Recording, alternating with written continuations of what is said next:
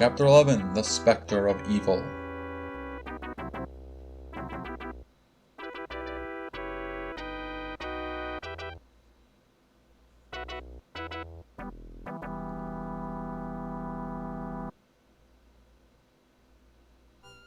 Jason and Maya have canoed down the river to Alan's last campsite.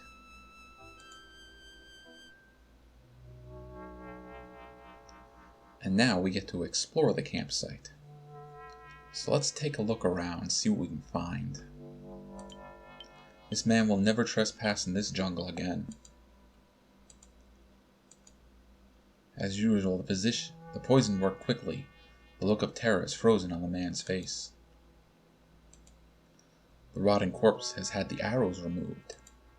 Ooh, so they came back and took the arrows. 10 feet of 1/4-inch toe chain. Well, that could be useful. Why don't we grab that?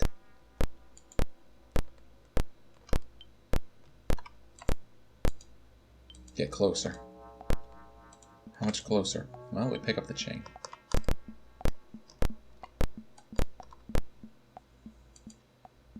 A very heavy, recently felled log. Daniel Holbrook's sleeping quarters are heavily stained with deep red blood. The cooking tent clearly shows signs of a struggle. Abdon Eschulweiler's tent is full of holes and sits flapping in the wind. A watertight aluminum case. Well, let's go take a look at that. The campfire has been scattered and stomped out.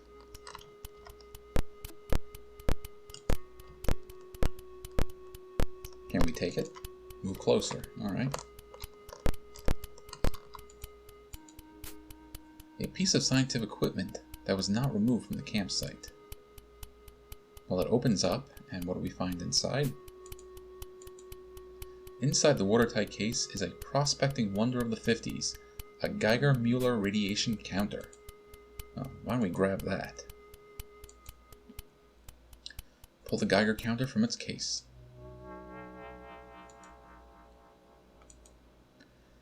The attackers were merciless, but not as thought as in the past. Not as thought. Let's try that again. The attackers were merciless, but not as thorough as in the past. Though this man died, Jason's brother escaped. The vehicle appears damaged and unusable.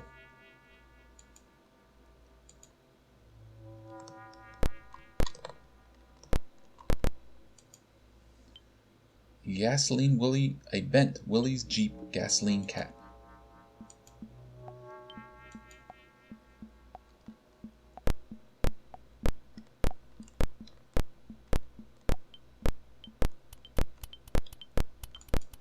Why don't we take a look inside this tent?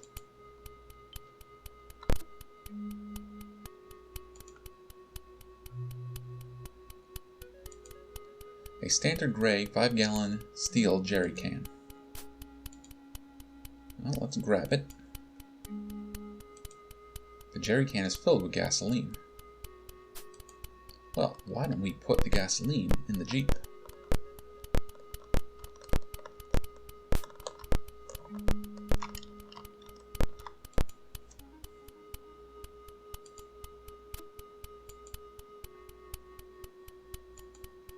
The contents of the jerry can are poured into the gas tank.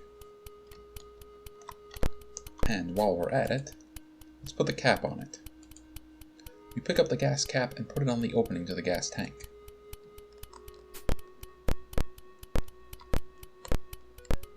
Oh, what's that?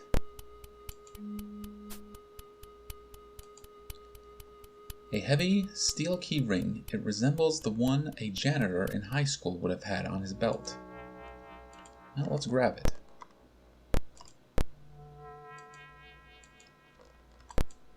Move closer. We pry the keys loose from the dead man's fingers. And it's a Jeep key. Well, we have a Jeep right here.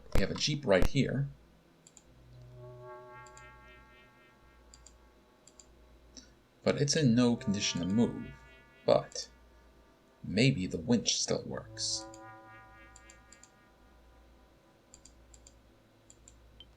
Well, no, it doesn't work.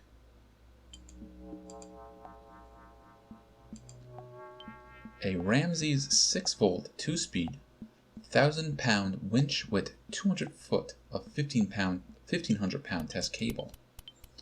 Well, we don't need the chain in that case. You unwind the cable from the reel and toss it over one of the branches that stretches overhead.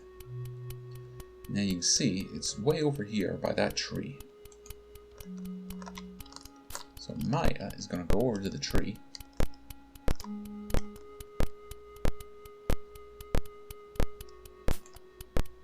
And she'll use the chain to tie the tree to the tow cable.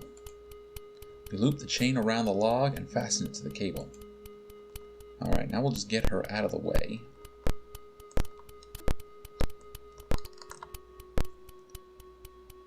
And we'll have Jason switch the winch. The winch will not work unless the Jeep is operating. Well, we have the Jeep key, so let's use it. Not on the winch, on the Jeep. The key in the ignition starts the engine.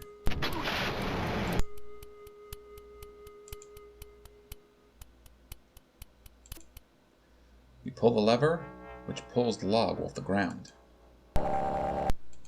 And with the log off the ground, we can move this tarp. We flip a corner of the tarp. And what's in there? A wooden Coca-Cola transport case. Well, let's open it up. The top comes off the crate. Packed inside it are explosives. Well, explosives can be useful, so let's take them. We gingerly lift the explosives out of the crate. So, only one thing left to do, and we're going to play around with the Geiger counter. Move closer. No, we're not going to move closer. Low amount of radiation. Low amount of radiation. Alright, let's move closer to the tent.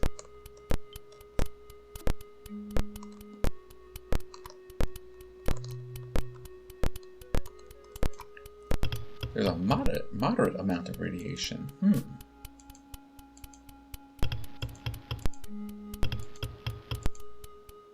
Move closer to the Jeep. Well, let's have Jason do it. We're plenty close to the Jeep.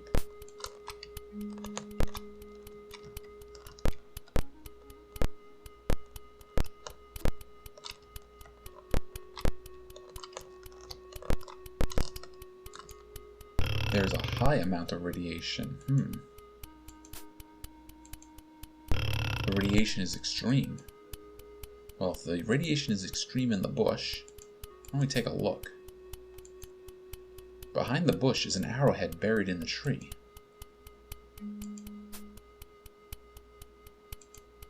A radioactive, poison-tipped arrow of obvious native design. Well, why don't we take it? You carefully avoiding the poison-tipped barb, you pull the arrow from the tree. Alright, you know what I haven't done yet? I haven't saved. We're going to call this Spectre.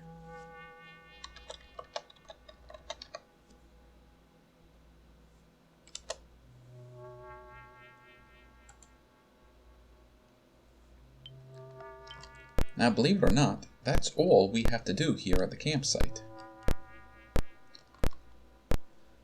And you might be wondering, well, what are we supposed to do now that we're done at the campsite? Believe it or not, we just hit exit.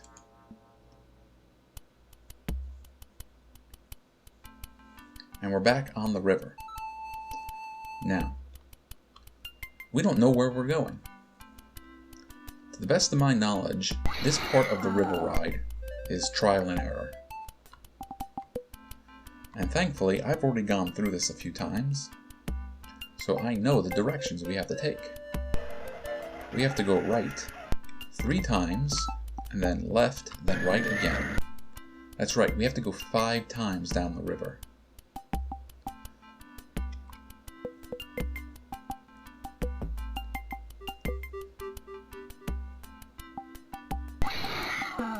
there's that cat. But we made our first right safely. Are we going to make our second right safely?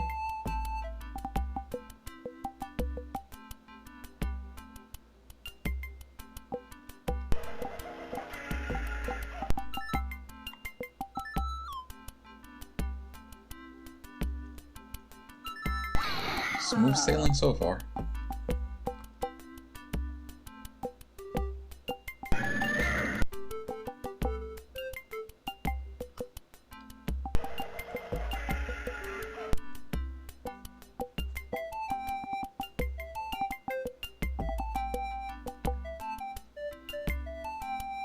Alright, here comes our second right.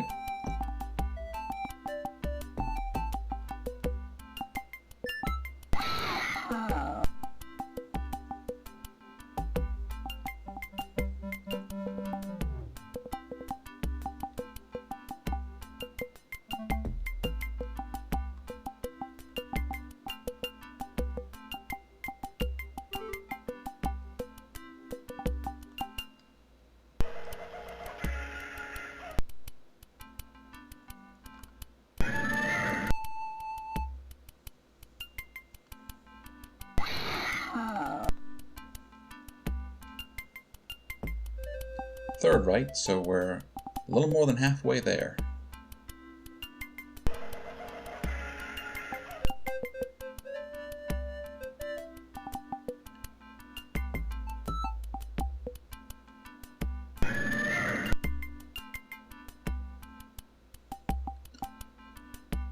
But now we want to go left.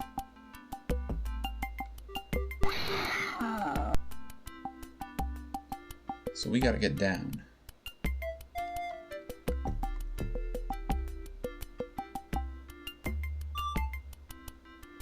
And there are two rocks we gotta find a way to sneak through.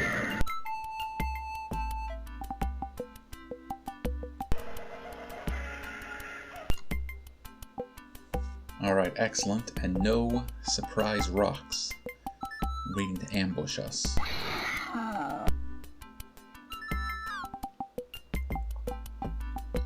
But for our final trip, we want to go to the right.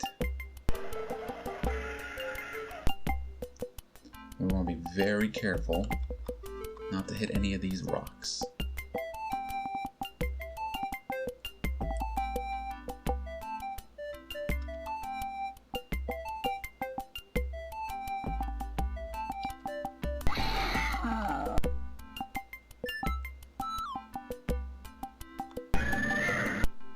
Alright, that was close.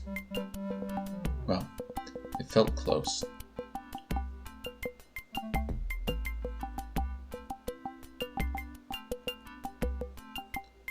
We've almost finished our little rafting trip.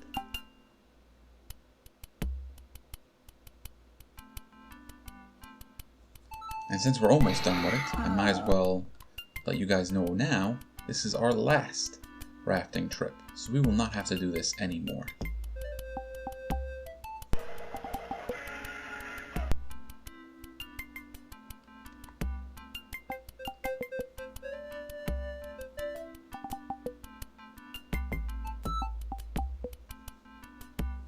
Alright, we're all done. And look at this nice little waterfall we found. Uh-oh. I guess I took a wrong turn somewhere. No, we're fine. Maya emerges from the crystal blue water and smiles mischievously at Jason. I suppose I should have warned you about the last branch in the river, but I thought you might like the surprise. She knew this was coming. She knew this was coming, she didn't bother to tell us. That means she knew the right way to go and didn't bother to tell us. The water is brisk, but it refreshes the senses and soothes the aching muscles from the long canoe trip. As the sun slowly disappears on the horizon, Jason lights the campfire. The heat is relaxing and sensual in the cool night air. Jason, for some time you had suspicions about me, but now I will tell you the truth about myself. I am a scout for the tribe you are seeking. Oh, she's one of those golden-headed tribeswomen. Our tribe has been given the responsibility of protecting this land we call our Emerald Cathedral. Through the ages, our experiences with men have proven them to be ruthless and wicked, concerned only with material gain and selfish pleasure. We have witnessed their inhumane treatment of the natives in this region, and so we deal harshly with all who would trespass here. Because of this, I am in part responsible for the death of your brother, for I alerted the tribe to the presence of the expedition. When I found your brother, however, I felt a strange compassion for him and began to wonder if I had been mistaken believing all men to be heartless and cruel. I decided to find out more about Alan. Now that I have learned more about you and your brother, it is clear to me that there are good and decent men in this world. Tomorrow, because of my faith in you, I will take you to the city which has always been forbidden to outsiders. I will plead with my sisters to accept you and the help you could offer us. If my sisters do not accept you, it will mean your death, but I believe I can convince them. Our tribe alone may not withstand the invasion of outsiders, and honorable men like yourself would be valuable allies to our cause. An ancient gift from the gods has allowed us to keep this land safe and protected for many years, but should this gift fall into the hands of unscrupulous, greedy men, both our worlds would be in great peril.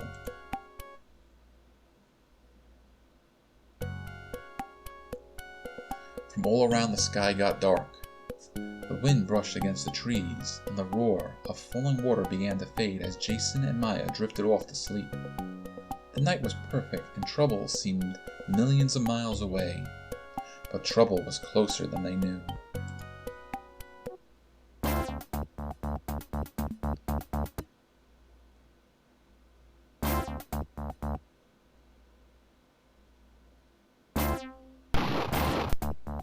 Maya's been hit. Maya! Well, that's the end of this chapter. But in the next chapter, we'll find out what's happened. Take care.